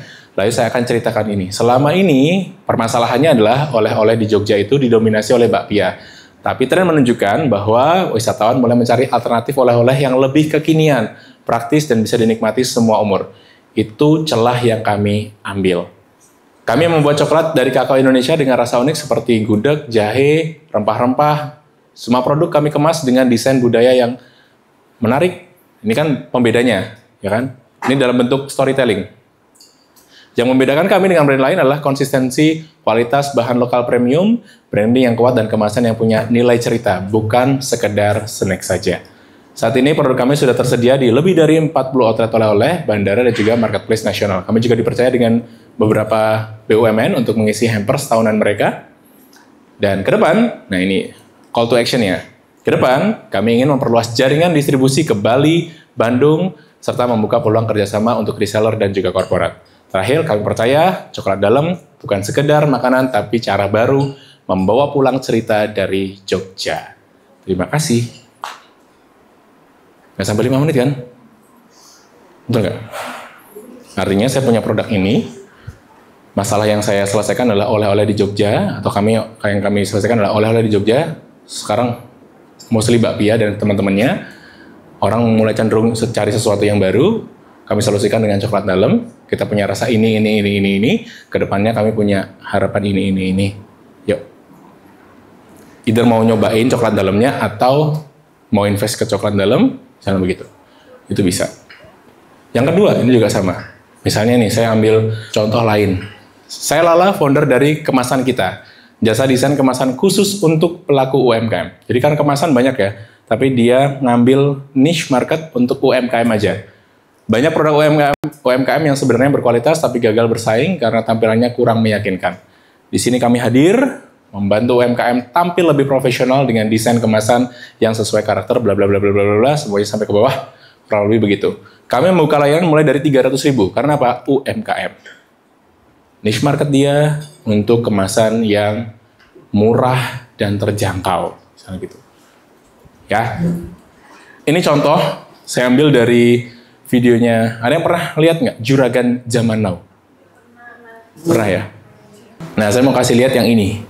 Pernah ngelihat namanya Shark Tank? Wah, sering ya. Kalau ngelihat Shark Tank, ya itulah salah satu pitching yang menurut saya dahsyat ya. Waktunya nggak banyak karena memang mereka nggak punya waktu banyak para investornya untuk mendengarkan apa yang disampaikan. Jadi waktunya kurang lebih sekitar 2-3 menit. Ya memang ini memang acara TV, jadi bisa jadi di-cut gitu. Tapi mostly akan bisa cepat dan sambil melakukan sesuatu kita bisa melakukan juga. Itu udah kelihatan? Itu ekstrim ya, nggak harus. Gitu juga nggak harus ya besok ya. Kita punya produk yang gitu nggak harus. Tapi kalau mau ya oke, gitu. Artinya apa? Itu akan menjadi sesuatu yang unik dan menarik. Latihannya kita bikin yuk. Presentasikan produk kita dalam 2-3 menit kurang lebih. Masukkan unsur storytelling dan pitching. Perhatikan bahasa tubuh dan suara. Oke. Sekarang ditulis. Contohnya kayak yang tadi. Nah ini dia. Silahkan bikin versinya teman-teman semua. Kurang lebih segini. Ini unsur-unsurnya. Masalah yang dihadapi apa? Solusi dari produknya teman-teman itu sebagai solusi. Sampai keunggulan atau USP-nya apa? Unique selling point-nya apa? Dan juga ajakan call to action. Boleh diketik, boleh ditulis tangan. It's okay. Boleh. Oke. Saya kasih waktu. Berapa menit? Yang mana? Oh ya. Ini. Oke.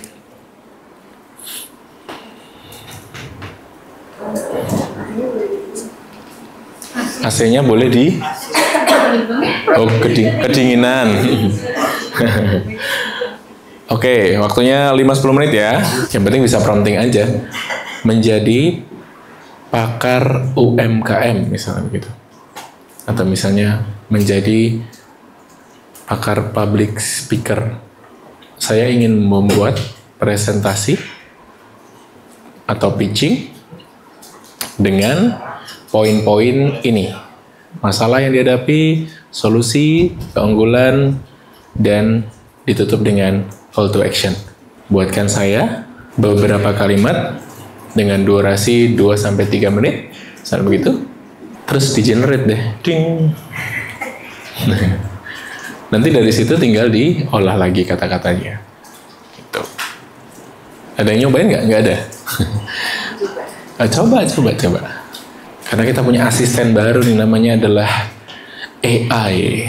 Kita manfaatkan untuk brainstorming, kita manfaatkan juga untuk apa yang bisa kita persingkat. Sudah ada yang jadi?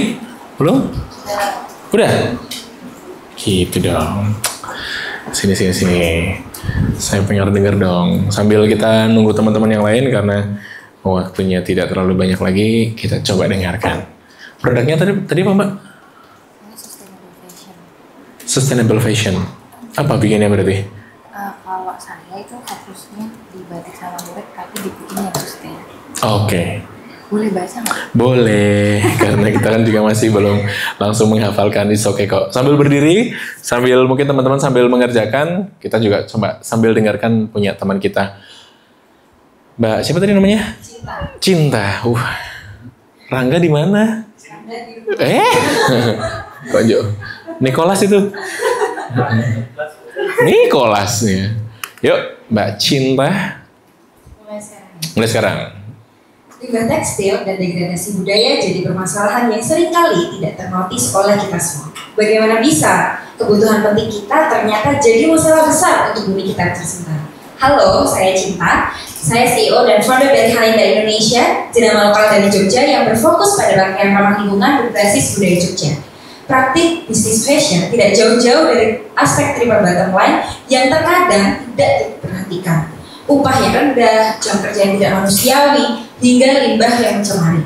Jogja jadi kota destinasi wisata. Budayanya bukan kaleng-kaleng. Kami ingin mengemasnya menjadi narasi yang tertuang pada produk pakaian ready to wear, memadukan serat ala Indonesia, batik, dan lurik natural dye. Setiap limbah yang dihasilkan punya 2 skema. Yang pertama bisa kita upcycle menjadi produk turunan. Yang kedua kita daur ulang bersama dengan mitra kami EcoTouch Indonesia. Program pertama daur ulang yang kami lakukan di Yogyakarta. Setiap produk kami punya gerakan yang luar biasa, bukan untuk Haninda, tapi untuk kita semua. Koleksi Bumi 1 dengan program donasi setiap 15.000 dari profit kami kepada Palestina, yang koleksi Bumi 2 dengan program penanaman pohon puspa di lereng Gunung Merapi bekerja sama dengan Taman Nasional Gunung Merapi. Karena Haninda Indonesia berasal dari bahasa Jawa yang bermakna orang yang pantang menyerah dari Indonesia, kami punya mimpi yang besar untuk mewujudkan kedaulatan sandang berbasis budaya Jogja. Memperkenalkan Jogja ke dunia lewat Haninda Indonesia. Yeay. Menarik. Gimana teman-teman? Ada yang mau komentar? Untuk kakak Cinta? Saya tadi untuk kakak Cinta saya mau kasih tanda cinta juga ya. Iya. Untuk kakak Cinta yang sudah berani tampil. Oke. Who's next? Rasanya gimana Mbak Cinta? Masih ada yang ganjil karena biasanya kan nggak membaca ya. Yeah. Cuman ini agak biasanya saya mengalir aja. Langsung mengalir bercerita. Perlu latihan lagi supaya nanti posturnya, mimik wajahnya dan sebagainya juga bisa berjalan. Oke, tapi menarik. Apa tadi concernnya di sustainable ya, salah satunya ya. Jadi karena limbah tekstil itu nggak cuma di Yogyakarta, kayaknya di seluruh dunia juga sama ya punya. Nomor 2 setelah makanan. Sampah anorganik. Plastik dan sebagainya itu ya. Oke, siap. Jadi perlu ditekankan di situnya. Kadang-kadang kita nggak ngerti kan kalau Indonesia tuh tempat pembuangan sampah juga. Iya, gitu. Kita beli Beli kalau baju-baju thrifting ya kan? Kan kalau thrifting kan ada yang grade A sama Iya, C. iya betul. Yang masuk ke Indonesia tuh paling banyak tuh grade C. Grade C-nya. Jadi kayak dibuang-buang aja harusnya, terus masuknya ke Indonesia semua ya. Waduh, oke. Silakan. Berdiri boleh? Iya dong, biar lebih berasa.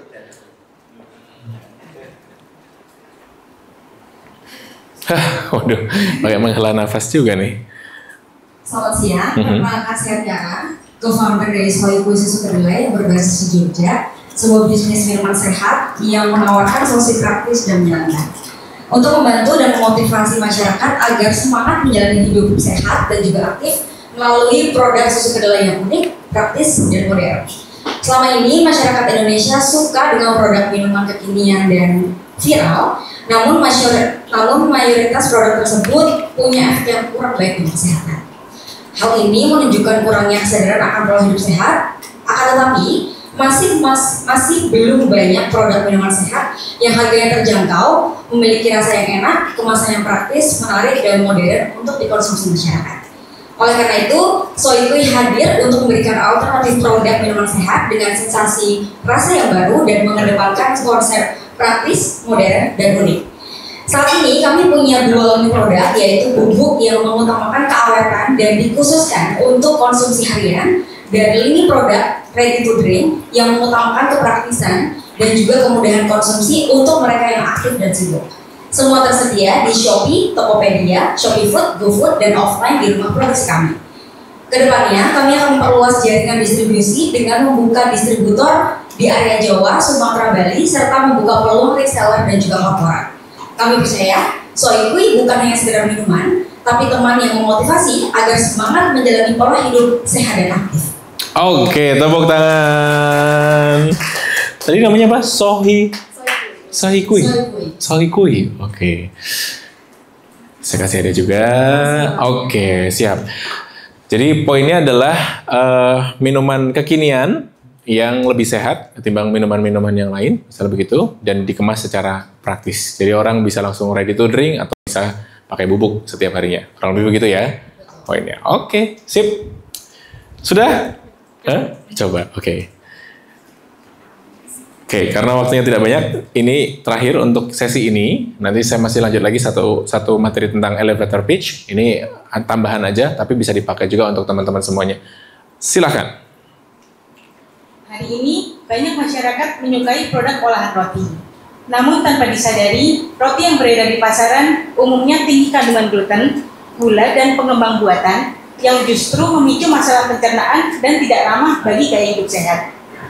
Halo, perkenalkan saya Shiva, founder dari Parisa Bakehouse, produsen roti yang berfokus pada pembuatan roti menggunakan ragi alami atau lebih dikenal dengan nama roti sourdough. Parisa Bakehouse hadir sebagai solusi. Kami adalah artisan bakery yang mengusung konsep sehat dan alami, menghadirkan roti sourdough dengan proses fermentasi panjang, tanpa ragi instan maupun bahan tambahan sintetis. Dengan tekstur empuk, cita rasa kompleks, serta varian yang beragam, produk Parisa telah terbukti disukai lintas usia dan menjadi pilihan rutin masyarakat urban yang peduli kesehatan. Saat ini, Parisa Bakehouse tengah membuka peluang kolaborasi untuk memperluas distribusi dan memperkenalkan gaya hidup sehat melalui roti sourdough berkualitas ke lebih banyak kota di Indonesia. Terima kasih, tepuk tangan sekali lagi. Oke. Aduh, kecil ya, nggak apa-apa ya. Oke. Ini menarik teman-teman, kalau kita amati beberapa tadi memulai, ini juga sama. Ketika kita memulai presentasi, gunakan sesuatu yang menarik atensi audiens. Ya. Tadi dari beberapa teman-teman sudah mencoba ngasih fakta dulu, kayak gimana kondisinya, baru kemudian, halo, perkenalkan, saya bla bla bla bla bla. Itu juga bisa dipakai. Atau misalnya teman-teman mau pakai pantun juga boleh. Ke Jakarta naik, misalnya gitu. Saya lagi nggak nyiapin nih tiba-tiba nih. Pakai pantun juga bisa, pakai nyanyi juga bisa. Indonesia tanah air beta, misalnya gitu. Ternyata Indonesia sedang berduka. Kita lagi punya masalah terkait dengan sampah di lautan, misalnya gitu. Perkenalkan, saya Dinta Aditya. Saya adalah founder dari Clean Up, salah satu aplikasi untuk bisa bersama-sama kita menjaga perairan yang ada di Indonesia. Kami membangun ini, bla bla bla. Nah itu bisa dipakai. Jadi berbagai macam hal bisa dipakai. Kalau kita ngomongin soal public speaking, biasanya yang pertama yang digunakan adalah apapun yang kemudian bisa menarik perhatian dari audiens. Ada satu, kalau saya nggak nyiapin videonya, tapi kalau di kelas public speaking kadang-kadang saya siapkan juga. Satu pemenang di kompetisi public speaker dunia, dia menggunakan celana dalam. Tiba-tiba dia datang masuk, terus dia pakai celana dalamnya dulu di luar. Orang pada ketawa dulu, wah, ngapain gitu. Baru dia bercerita, why, gitu. Tapi artinya dia akan nge-grab attention, ngopo ke, masih nggak celana dalam di atas panggung misalnya gitu. Gitu ya. Jadi grab attention itu juga penting untuk kemudian orang lebih tertarik dengan apa yang kemudian kita sampaikan. Oke, ini jadi bagian yang bisa dijadikan PR juga. Diusahakan teman-teman bisa menggunakan ini nanti ke depannya untuk di presentasi-presentasi berikutnya, pitching ini, gitu ya. Nah, yang berikutnya adalah elevator pitch. Apa itu elevator pitch? Jadi kita pitching dengan sangat-sangat singkat. Bayangannya adalah kalau kita mau naik ke atas atau kita misalnya dari bawah tadi ke atas, kita ketemu sama misalnya Pak Sandiaga Uno, misalnya gitu ya, misalnya gitu, satu lift yang sama, Pak Sandi, saya, misalnya gitu, baru menjelaskan bla bla bla, udah buka, maaf ya, udah ya, gitu.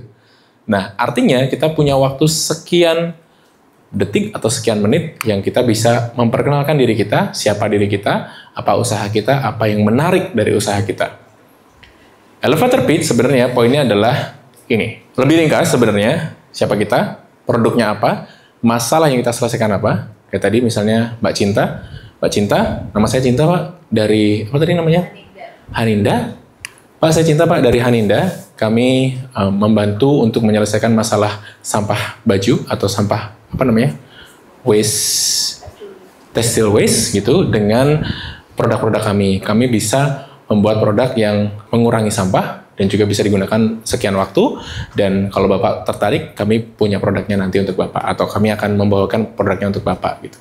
Itu akan sangat singkat dan bisa langsung dipakai. Ini contohnya kayak gini. Nama saya Rina Pak. Saya Rina dari Rina Craft, usaha kerajinan tangan dari limbah kayu. Kami membantu mengurangi limbah dengan mengubahnya menjadi hiasan rumah yang artistik. Produk kami dipakai lebih 50 hotel di Indonesia, Pak. Kalau nanti Bapak tertarik, kami bisa bawakan ke rumah Bapak atau hari ini bisa ke tempat Bapak, misalnya gitu. Kurang dari 1 menit, teman-teman udah memperkenalkan diri dan ngasih tahu keunikan teman-teman semua. Kenapa dari tadi saya bilangnya keunikan?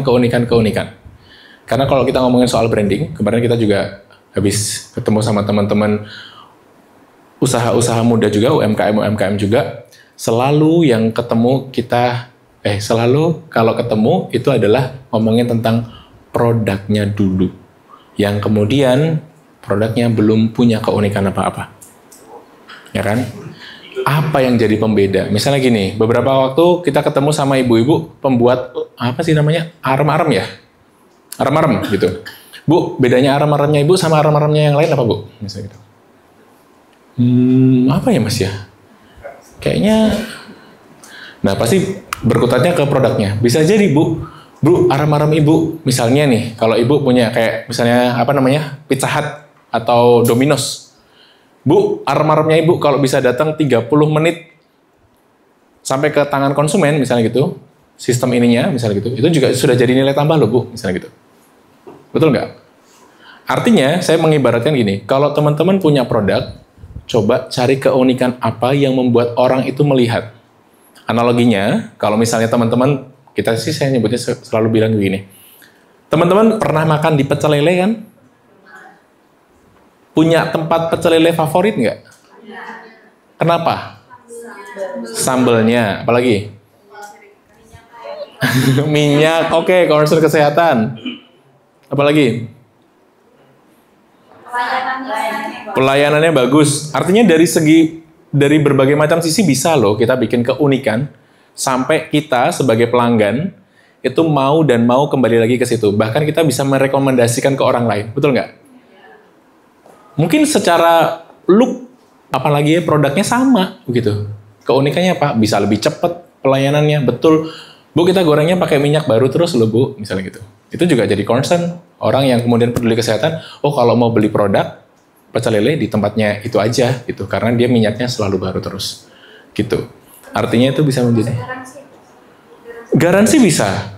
Tapi yang kemudian garansi, nah nanti kita coba lihat kompetitor kita. Kalau ternyata kompetitor kita juga sama garansi 10 tahun, kita ngasih garansi 5 tahun, ya masih kurang juga, ya kan? Nah, carinya gimana? Ya coba cari kompetitor lain itu pakai apa? Kita coba cari celahnya di situ. Gitu. Ya. Sama kayak saya. Kenapa saya selalu ada yang nanya begini? Suatu ketika ada yang nanya, kenapa kok MC tiba-tiba kok gondrong? Ada yang notice nggak? Saya tuh pakai undel-undel di kepala ini loh. Oh iya. Tapi kan situ nggak, oh MC juga ya? Oh, astagfirullah, maaf, sorry. Kenapa saya kemudian tetap menggunakan undel-undel ini di belakang? Karena agar menjadi ciri khas yang dinotis gampang oleh orang lain. Kalau misalnya saya bilang suara saya bagus, kelihatan dari mana? Nggak kelihatan. Ya kan? Ada MC gundul. Teman saya MC gundul. Yang kalau misalnya kliennya selalu nanya, MC kan lo, Mas? MC yang gundul kan lo? MC yang lucu, misalnya gitu. Ada yang tahu Mas Alit nggak? Alit Jabang Bayi. Itu kan kalau pembawanya selalu lucu ya. Tapi kan dia memang juga sudah lama begitu berkarir di situ, dia selalu lucu dan ger. Pokoknya nek ono Mas Alit ki mesti ger. Misalnya gitu. Itu juga bisa jadi branding juga. Saya memulainya dengan ya sudah yang kelihatan, yang saya bisa adalah salah satunya adalah dengan memanjangkan rambut agar jadi pembeda. Karena apa? Waduh, ini kalau katanya Panji Pragiwaksono, sedikit lebih beda itu lebih baik daripada sedikit lebih baik. Notice nggak? Sedikit beda. Apa gimana tadi? sedikit beda itu lebih baik daripada sedikit lebih baik. Karena apa? Kalau kita ngomongin soal lebih baik, lebih bagus itu lebih bagus, tapi pasti akan ada yang lebih bagus lagi. Tapi kalau kita punya produk berbeda dari orang lain, biasanya akan lebih gampang notice. Ya, itu waktunya udah mau habis. Elevator pitch tadi yang masih bisa dinyalakan, Mas. Yes. Intinya adalah kalau kita elevator pitch adalah dari tadi sekian pitch tadi yang sudah disebutkan dan sudah dibuat oleh teman-teman, bisa di breakdown dan bisa disederhanakan lagi dari apa yang kemudian tadi telah disampaikan. Nama brandnya apa, masalah apa yang diselesaikan, ya kan? Terus apa keunggulannya atau USP-nya apa, dan terakhir adalah apa yang bisa kemudian ditawarkan. That's it. Ya, itu akan bisa sangat bermanfaat dan bisa dipakai oleh teman-teman kalau misalnya teman-teman ketika membutuhkan ini ya ke depannya nanti. Dan ini bisa juga dihafal oleh teman-teman, bukan dihafal ya, dipahami, dan itu bisa jadi default kalau teman-teman sudah melakukannya selama sekian waktu atau sekian kali. Ya, jadi ini butuh latihan. Sebenarnya mau ada latihan lagi, elevator pitch, dari yang tadi pitching yang sudah dibuat oleh teman-teman, tolong dibuat elevator pitch-nya. Ya, baik lagi, saya mau ngasih hack-nya. Teman-teman bisa pakai ChatGPT, Gemini, atau apapun itu. Apalagi ya, kalau AI sekarang apa? Grok, ya kan? Grok kayaknya kalau nggak salah. Punya kecenderungan masing-masing, teman-teman. Saya juga sering pakai ChatGPT. Teman-teman kantor masih ada yang beberapa yang pakai Gemini, gitu, atau Gemini. Tinggal masukin filenya, coba kita ajak diskusi bareng, generate bareng, cerita, terus kemudian biasanya dia akan ngasih suggest, pitch-nya kayak apa sih? Bahkan saya pernah nanya, keunikannya apa dari produk kita? Apa yang kamu lihat dari pasar yang nggak dilihat oleh kita? Kadang-kadang gitu ya. Kita kan kadang-kadang, karena kita ada di dalam bisnis itu, kadang-kadang kita buta. Dalam arti kita nggak bisa ngelihat, oh kita punya keunggulan ini toh, misalnya gitu. Yang itu bisa jadi daya tarik teman-teman sendiri. Oke, sampai di sini ada pertanyaan? Karena sudah jam 12. Saatnya istirahat dan makan siang. Sudah lapar? Belum? Ada yang mau ditanyakan dulu teman-teman? Atau masih bingung? Masih mengolah? Mungkin 3 hari ini adalah 3 hari yang sangat brek ya. Brek, semuanya dapat, semuanya harus diolah. Tapi kalau saya bilang begini, teman-teman telan dulu, mungkin nanti sekian waktu teman-teman istirahat, buka lagi filenya, buka lagi materinya, baru diterjemahkan pelan-pelan. Karena dari sini biasanya kadang-kadang nanti kalau setelah pelatihan tuh yang wes rampung gitu ya, bingung gitu, mau ngapain lagi ini, mau ngapain lagi. Ya, nanti buka lagi filenya, apalagi yang bisa dipelajari, susun pelan-pelan, agar itu juga bisa punya manfaat. Sampun, tidak ada pertanyaan? Tenang nih, did do it? Oke, practice, karena saya nggak sepakat sih sebenarnya. Bukan practice makes perfect, tapi practice makes better. Karena kita diminta untuk selalu lebih baik lagi setiap harinya. Ya, terima kasih. Kalau mau kontak-kontak, boleh silahkan main-main ke Instagram saya, Edenta Aditya, atau boleh nomor kontak saya bagikan juga. Oh, udah follow? Wah, nanti di DM aja ya. Saya kadang-kadang langsung follow tuh kadang-kadang nggak ngeh kalau ini adalah teman-teman gitu. Nanti DM aja kalau, Mas aku yang ini di pelatihan inkubasi misalnya gitu, itu akan jadi nggak apa-apa karena kadang-kadang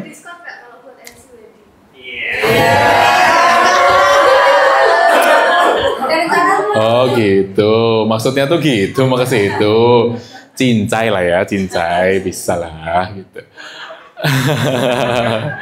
Oke, kalau nggak ada pertanyaan, terima kasih banyak untuk hari ini. Mudah-mudahan bermanfaat dan sekali lagi tolong dipraktekkan, tolong dilatih ya, karena apapun itu kalau nggak pernah dipraktekkan, nggak pernah dilatih, ya akhirnya jadi nguap dan nggak bermanfaat. Mudah-mudahan ini jadi batu pijakan teman-teman, karena setelah ini akan ada kelas-kelas berikutnya yang bisa dipakai teman-teman untuk kemudian menjadi lebih baik lagi.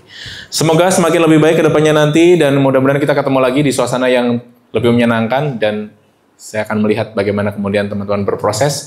Kita ketemu lagi di next event ataupun next chapter berikutnya yang bisa jadi kita ketemu dan sudah sukses semuanya. Amin. Terima kasih. Mohon maaf kalau mungkin ada salah kata, salah perbuatan. Assalamualaikum warahmatullahi wabarakatuh.